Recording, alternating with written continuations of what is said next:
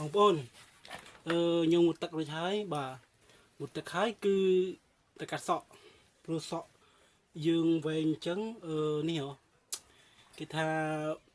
បងប្អូនខ្ញុំឬមួយក៏ម្ដាយខ្ញុំថាខ្ញុំទុកសក់វែងអញ្ចឹងដូចនេះគេថាចោលព្រៃឬមួយក៏ដូចមេចោលបើនិយាយទៅខ្ញុំមិនដែលទៅលួចម្ទេសឬអីសូម្បីតែម្ទេសក៏មិនដែលលួចផងហើយមិនប្រកាសថាយើងទុកសក់វែងអញ្ចឹងចោលទេក៏ពិតខ្ញុំពីដើមគឺខ្ញុំស្រឡាញ់សក់វែងដែរអញ្ចឹងណាតែពេលយើងទុកសក់វែងអញ្ចឹងគេថាយើងអត់មានលុយកាត់ហើយមួយទៀតគេថាមកពីយើងនឹងដូចចោលថាចោលគេហៅចោលព្រៃខ្ញុំអត់ដឹងថាពាក្យប៉ុនអីទុកសក់វែងចោលព្រៃបើចំពោះខ្ញុំវិញបើខ្ញុំតនេខ្ញុំចង់ដែរកាត់សក់តែពេលថាយើងរវល់ធ្វើការងារដូចនៅតាមស្រែចម្ការអញ្ចឹងដូចជារវល់ដកដលងដកជ្រូកស្រូវអញ្ចឹងយើងអត់សូវមានពេលទេអញ្ចឹង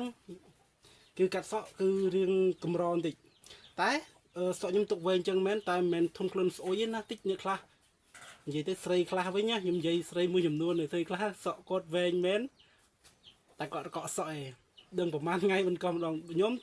សក់ខ្ញុំវែងអញ្ចឹងមែនបាទខ្ញុំកក់រាល់ថ្ងៃកក់ស្បួររាល់ថ្ងៃគឺវែងអញ្ចឹងតែធំក្លិនក៏បាទអត់មានធំក្លិនស្អុយឬមួយក៏ដីឬក្បាលខ្ញុំសក់វែងអញ្ចឹងមែនខ្ញុំអត់ចេះនៅទេបើថាអត់កក់សក់គឺវាលមាស់ក្បាលឬមួយក៏វាសក់យើងរឹងកព្រឹសហ្មងណាបាទតែខ្ញុំកក់រាល់ថ្ងៃហ្មងពេលខ្លះកក់រាល់ថ្ងៃគេថាសក់ប៉ុណ្្នឹងទេតែកក់រាល់ថ្ងៃចំណែកគេសក់ឡងវែងពេល3 4ថ្ងៃអញ្ចឹងទៅឬមួយក៏មួយអាទិត្យអីកក់2 ដងឬមួយក៏3 4ថ្ងៃអញ្ចឹងកក់ម្ដងបើខ្ញុំអត់ទេកក់រាល់ថ្ងៃហ្មងបាទឥឡូវទៅរកកាត់សក់ចេញហើយបាទឥឡូវកាត់សក់ថ្មីហ៎បាទមើលពេលកាត់ចឹងហើយមានអារម្មណ៍ថាដូចផ្អើលមិនទេចូលកាមេរ៉ាបាទនេះពេលកាត់បើថាទុកសក់វែងចឹងដូចមិនសូវខ្លាចកាមេរ៉ាទេពេលកាត់សក់ចឹងហើយមានអារម្មណ៍ថាដូចផ្អើលខ្លួនឯងមែនហើយពេលកាត់ចឹងហើយបងប្អូនអើយជាងមួយប្រចាំយើងណាបាទគាត់ថាយើងនឹងជាមួយគាត់នឹងដូចមួយប្រចាំចឹងនេះហ៎ពេលគាត់បើកតូបដបងបើកតូបគាត់ថាបើកតូបភ្លាមអតិថិជនដែលមកកាត់គឺខ្ញុំឲ្យមុនគេអញ្ចឹងគាត់ស្គាល់ស្រុកនិយាយលេងមួយគាត់អញ្ចឹងគាត់ស្គាល់ច្បាស់ហ្មងហើយពេលយើងមកខានកាត់យូរអញ្ចឹងទៅបាទពេលយើងមកខានកាត់យូរអញ្ចឹងទៅគាត់ក៏សួរយើងថាមិនបាត់មុខឲ្យយូរម៉េះខ្ញុំថា